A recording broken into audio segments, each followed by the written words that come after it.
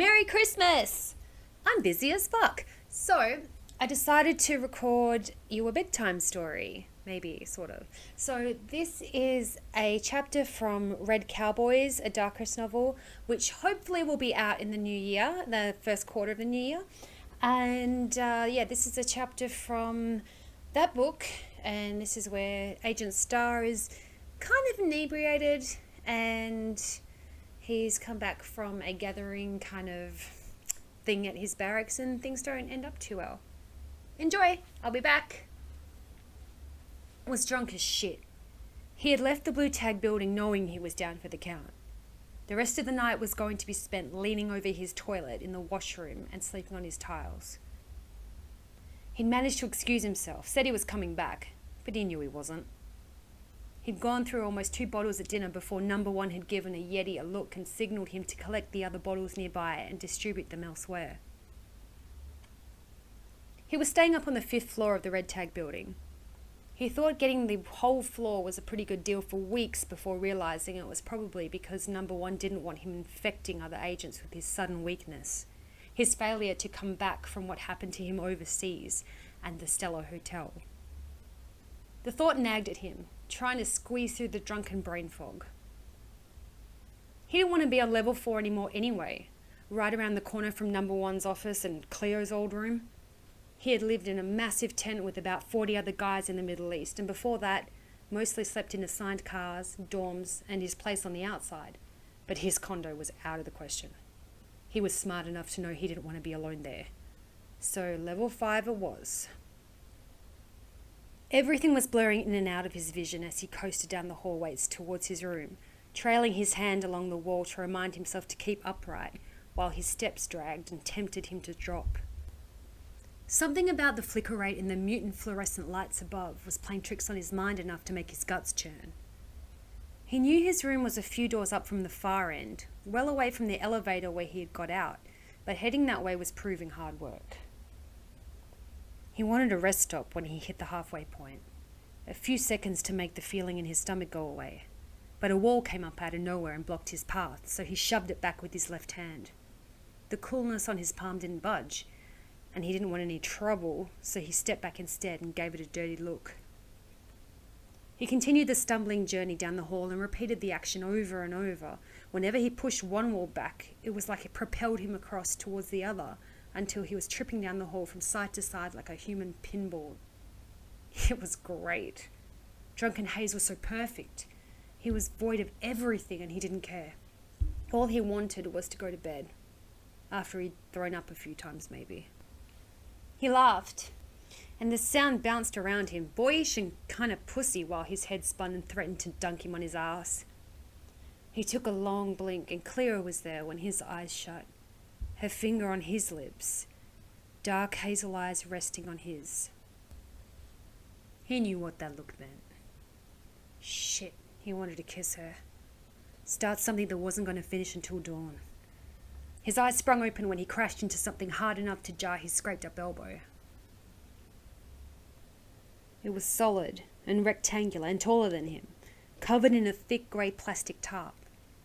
He was pretty sure it hadn't been there earlier when he flashed past to change his clothes and raced to dinner, but he didn't know. It was almost at the end of the hall, maybe far back enough for him to have overlooked it. It was possible. He swayed and pulled the corners and yanked the tarp.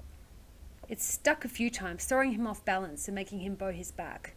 He overcompensated and fell forward when it suddenly came away, slamming his hands out on the glass in front of him. It was a display case for trophies or fine china, thick glass up front and wooden frames, sturdy enough to take his weight if he'd wanted to climb it for some reason. It hadn't even shuddered when he'd fallen into it. His hands were pressed up on the surface while everything spun around him, his full weight on it, waiting for his balance to return. He forced his eyes to focus on his dirty, square fingernails, moved down his fingers past minor cuts and scrapes across his knuckles and then back up again. He pulled away from the case and left white prints slowly waning with the air.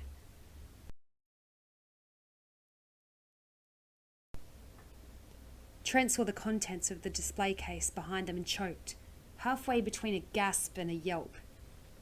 His back hit the opposite wall hard, driving all the air from his lungs, leaving him coughing and unable to get a breath. He couldn't take his eyes off the case, but he was caught, bent over, trying to clear his throat and get some oxygen. His eyes were watering with the strain. He hadn't realised he'd shoved himself backwards so violently until impact. He could see a grimy female red tag uniform with grass stains and dirt on the knees and blood spatter on the arms and chest. 2 bullet holes graced the torso area and then one near the shoulder. The words, Agent Cleo Darkris, deceased, were printed on a small gold plaque below the glass on the wooden cabinet area of the display case, engraved in thick, stamped-out italic font. It looked authentic. It matched his memories.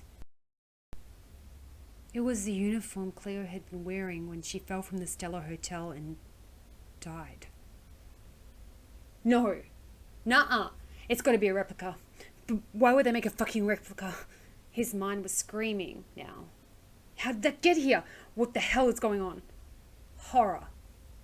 Trent turned and ran.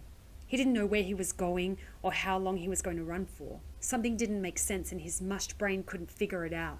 He had to get away. It felt like the display case would come after him. Run. Just run. He snapped his head around over his shoulder to see if it was chasing him as he tore down the hall, a thick, fearful groan oozing from the side of his mouth. When he looked ahead, the hallway was getting shorter from the elevator side, shrinking, so he was running out of space to go. He knew this feeling. He'd felt like this before. Some cave in the Middle East with the enemy chasing. The display case was closing in behind him. He was going to die.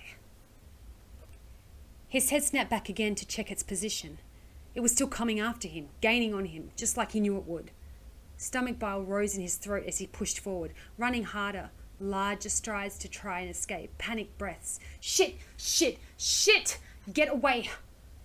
He faced the front, too late to notice the wall come up, too drunk to stop himself hitting it at full force and then rebounding off and almost taking an eye out when he banged his head on the corner of a drink fountain on the way down. He tasted vomit as he smashed his jaw on the ground.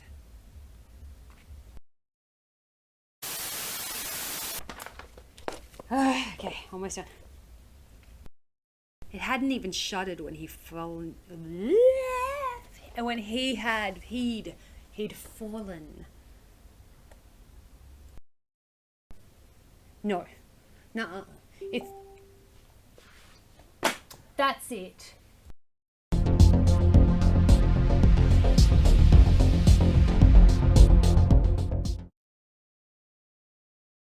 I've just realised that you're an author and can't even say the word duck. What the fucking hell's up with that?